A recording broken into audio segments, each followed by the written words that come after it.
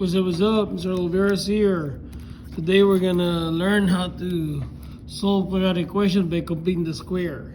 But before that, let's analyze or let's learn how to find or how to complete a trinomial and make it a perfect square. Here's how you do it. Like this one here, these are all baby factoring.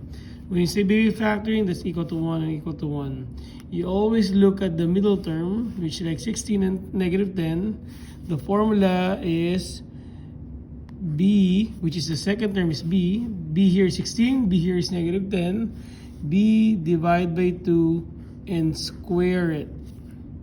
So for number 1, in this case, we just have to copy 16, divide by 2, and square. That will give us 8 squared is equal to 64. There are two important numbers here. The first one is the 64.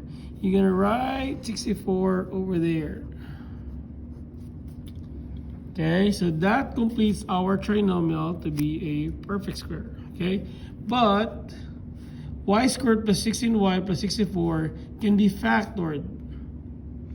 If you factor this one, what two numbers when you multiply them will give you 64, when you add them give you 16? The answer there is 8 and 8. 8 times 8, that's why it's 8 squared here. 8 times 8, 64. 8 plus 8, 16. Plus 8 plus 8. But you can rewrite this one as y plus 8 squared.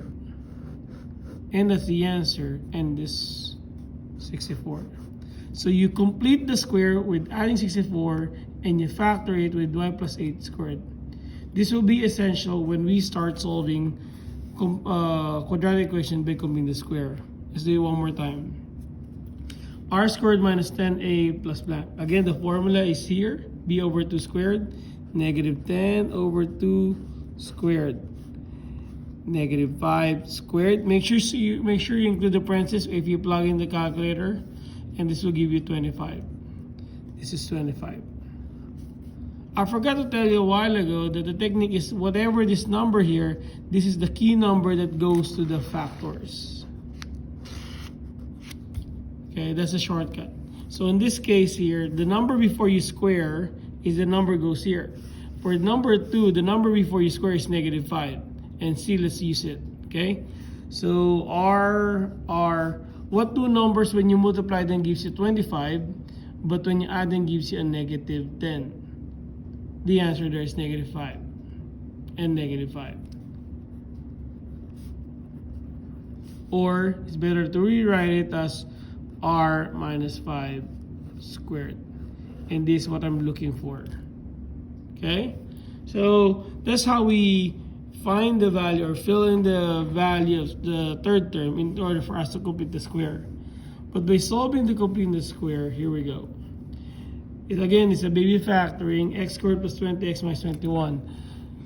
At start, you will be confused why there's a number here. Okay, what you need to do is you have to move this one to the other side. So now it's just the same thing as what we had on the first two examples, except that there's a number 21 here. This is similar to the one on top. So not by looking at this one here, complete this trinomial, but this has to be a perfect square. But the logic of equation, whatever you add on one side, you have to add it also here. So what do you need to do? The b here is 20, so b divided by 2 squared, or 20 divided by 2 squared is 10 squared, which is 100. So I'm going to put 100 here, 100 there. I added 100 here, I need to add 100 there.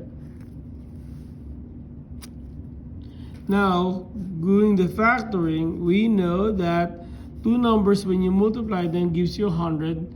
When you add them, gives you a 20. And that will be the hint there is this number here before you square it is 10 and 10. You agree with me that 10 times 10 is 100. 10 plus 10 is 20, right? And how many x plus 10 do we have there? There are 2. So we write it x plus 10 squared is equal to 121. Now we're gonna do the solving based on what we learned on How we solve quadratic equation? By taking the square root. We take the square root of this, square root of that. And this cross out. So what's left now is x plus 10. What's square root of 121? It's positive and negative 11. We break them down into two parts. One is x plus 10 with a positive 11, and x plus 10 is equal to negative 11. We subtract 10, we subtract 10, x equal to 1, we subtract 10, we subtract 10, x is equal to negative 21. Kaboom. And that's how you solve completing the square. Have a good day.